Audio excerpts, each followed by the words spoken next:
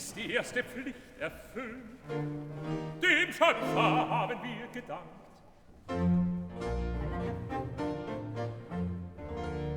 Nun folge mir, Gefährtin meines Lebens.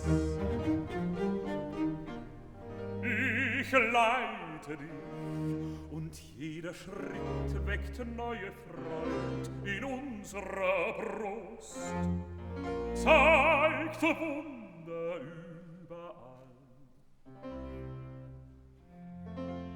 Erkennen sollst du dann, welch unaussprechlich Glück der Herr uns zugedacht, ihn preisen immerdar, ihm weihen Herz und Sinn.